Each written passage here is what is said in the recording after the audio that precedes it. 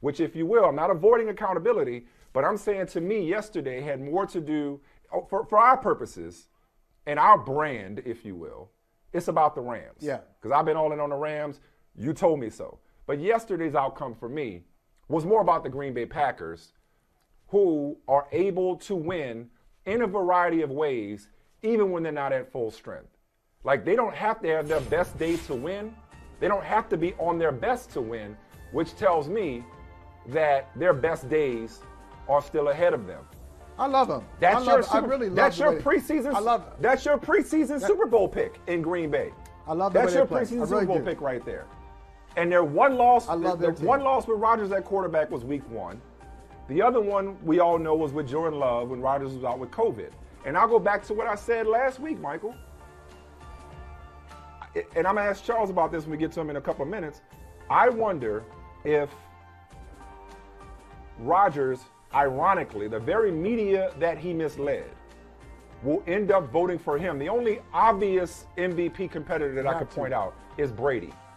I wonder if the very media that he misled will vote for him for a second MVP. I said this Wednesday when he put his foot up on the table, and then I heard Jimmy Johnson say yesterday in the OT that he's the MVP. So if they keep winning and he keeps playing the way he's playing, I know he doesn't have the stats he had last year, but if he keeps playing the way he's playing, he could be MVP and have his best shot in a long time of winning in the playoffs, given the way that defense is playing and that running game that he has to lean on now. Even with the offensive line injuries, they're as complete a team as there is in the league right now. Yeah, and that's the word. They are complete, Mike. You know, anything that comes their way, any kind of adversity that they face, any type of team, because there are various styles of teams that have come at them. I mean, the Rams are one kind of team, the Cardinals something else.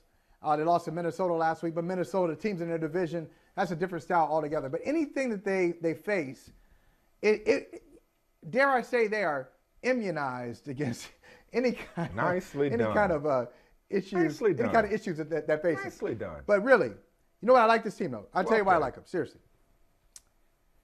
Last year, Aaron Jones is their guy. Run it, can catch it. But now if Aaron Jones is not doing it, I like A.J. Dillon. I like the combo of Dillon and Jones. So they signed Jones and they added to the running back stable by going to Dillon more. They know their backup quarterback can play. Can he play at Aaron Rodgers' level? No. But he can play. He's not a bum.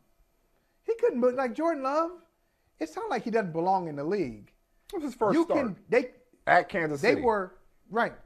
First start at KC, they lose that game. They only scored 7 points. They lose that game 13-7. Yeah. So even when Aaron Rodgers is not around, this team, they got a toughness, they got a competitiveness, they got a good defense. Obviously, Aaron Rodgers can take over the game at any point.